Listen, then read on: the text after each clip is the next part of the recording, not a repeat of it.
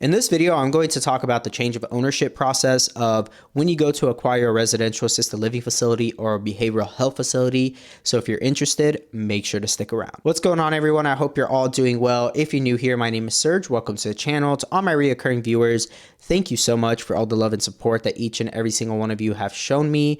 And if you have not yet, make sure to go check out the God Made podcast on all streaming platforms. Also, feel free to go check out Legion Assisted Living Academy as well.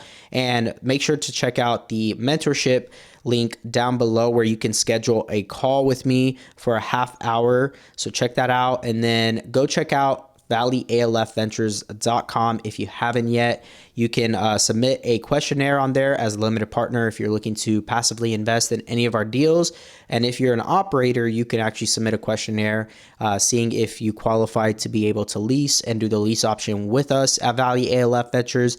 And make sure to check us out on Instagram at Valley ALF Ventures. And with that being said, let's go ahead and jump into the topic of this video. Now, the change of ownership process is a bit straightforward when it comes to actually doing some type of change in ownership when you acquire a residential assisted living facility, but it can be a little complex depending on where you're actually acquiring your residential assisted living, and it could vary depending on state to state and also just city to city.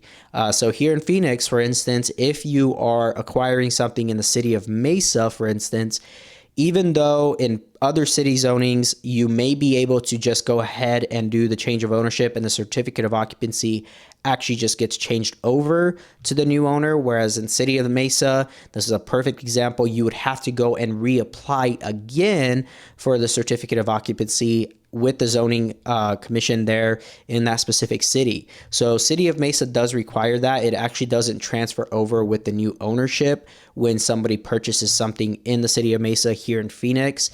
And so depending on where you're at, that could vary. So that is one thing that you would need to do, especially when it comes to the change of ownership, is making sure that that gets transferred over. And if not, reapplying for the certificate of occupancy again.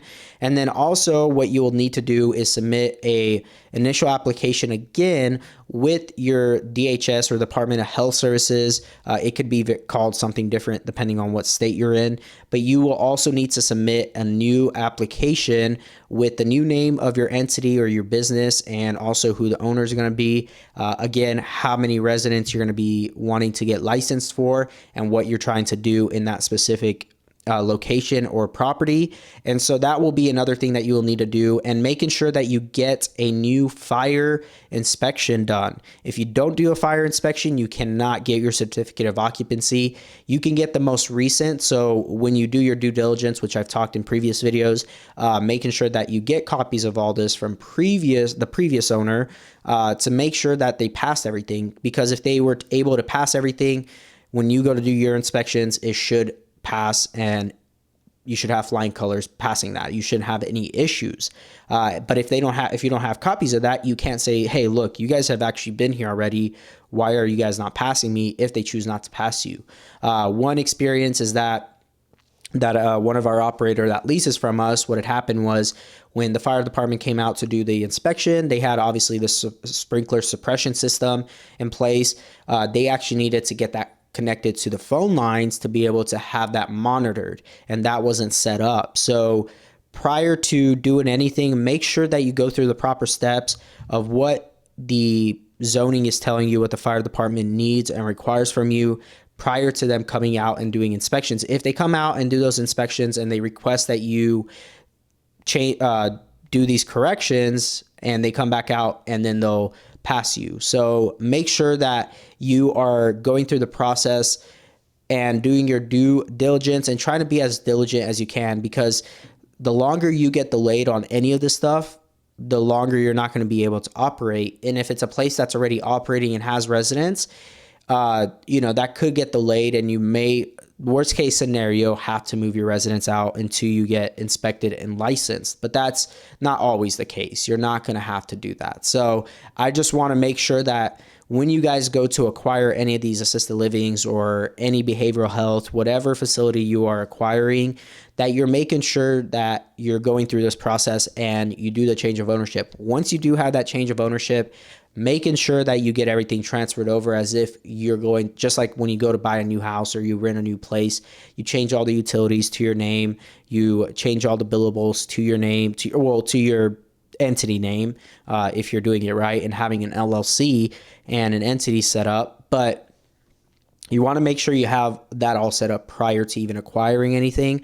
So you'll do that with the old owner, the previous owner, and you'll make sure that everything gets transferred over. You'll want to also make sure that the families are aware that there is being a change of ownership and that the payments will be written out to your business entity. And so that way they know exactly what's going on, how it's going, and having that all set up.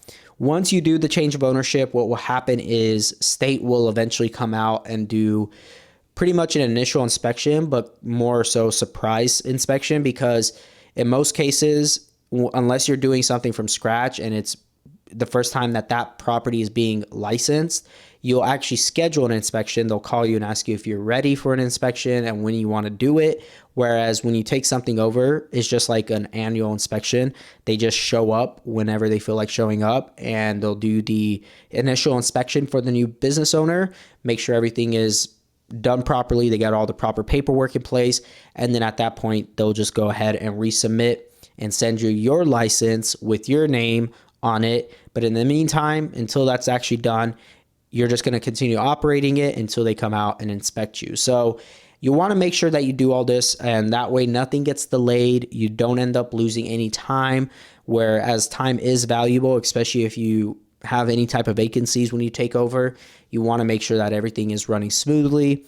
Another thing is that depending on how you structured your deal, you could eventually, a lot of people, there is opportunities where you could have the seller actually carry the note on the business, and you could do seller financing. That is what that is. And you essentially come to terms with the seller and they are the ones financing the business for you, and there's a payment, etc.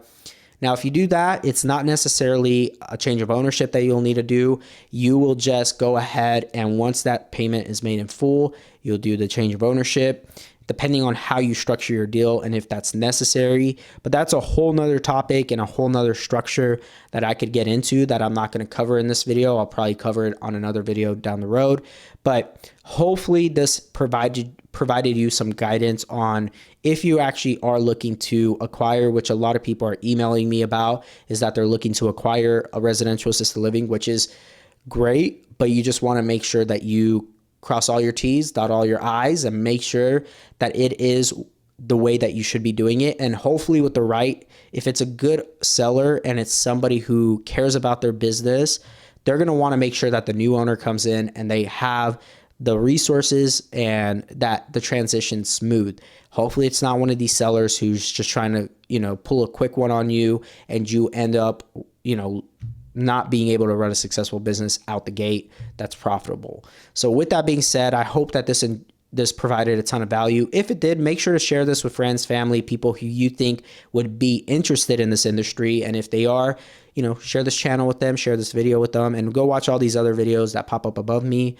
Make sure to go check out all the links down in the description. And with that being said, I will talk to all of you in the next one.